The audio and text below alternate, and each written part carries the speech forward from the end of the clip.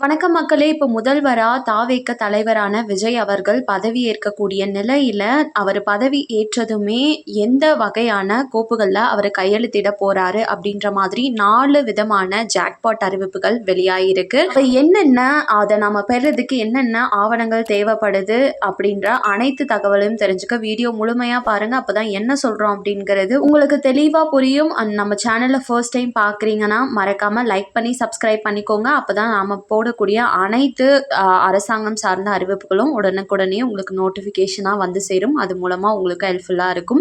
இப்போ வாங்க வீடியோக்குள்ளே போயிடலாம். தாவேக தலைவரான விஜய் அவர்கள் பிப்ரவரி 2024 ஆண்டு தான் வந்துட்டு தனது கட்சிக்கான தமிழக வெற்றி கழகத்தை முறைப்படி அறிவித்திருந்தார். அதாவது நான் எந்த ஒரு சினிமாவும் நடிக்க மாட்டேன், முழுமையாக அரசியலில் இறங்குறேன் அப்படின்னு சொல்லி. அதனை போலவே சட்டமன்ற தேர்தலான 2026 ஆண்டு 5 வருஷமாக அரசியல் பதவியில் இருக்கக்கூடிய இதில் வெற்றி பெற்று இப்போ வரக்கூடிய மே 7 தமிழ்நாட்டோட முதலமைச்சராக பதவியேற்க உள்ளாரு. இந்த விழா சென்னை ஜவஹர்லால் நேரு உள் விளையாட்டு அரங்கில் நடைபெற வாய்ப்புள்ளதாகவும் சொல்லிட்டு இருக்காங்க. இந்த நிலையில அவர் முதலமைச்சரா பொறுப்பேற்ற உடனே சில முக்கியமான அவர் சொல்லி இருக்கக்கூடிய அந்த திட்டங்கள்ல கையெழுத்திடுவார் அப்படின்ற மாதிரி அரசு தரப்புல இருந்து சில அரசியல் வட்டாரங்கள்ல இருந்து அறிவிப்பு கசிஞ்சிருக்கு.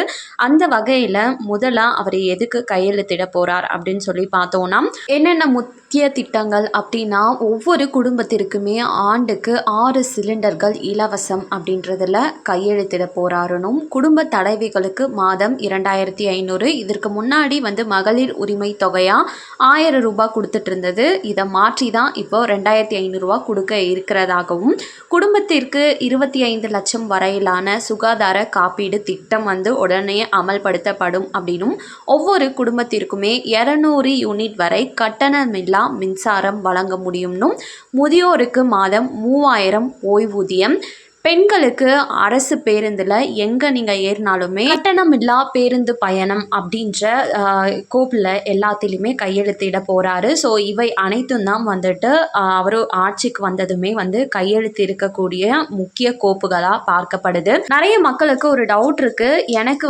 60 வயது மேற்பட்டோர் என்ன கேட்குறாங்க கமெண்ட்லனா, எனக்கு ரேஷன் அட்டைக்கு வழங்கக்கூடிய அந்த அமௌண்ட் கிடைக்காகுதா, எனக்கு என்ன திட்டத்தின் மூலமாக கொடுப்பாங்க அப்படின்ற மாதிரி.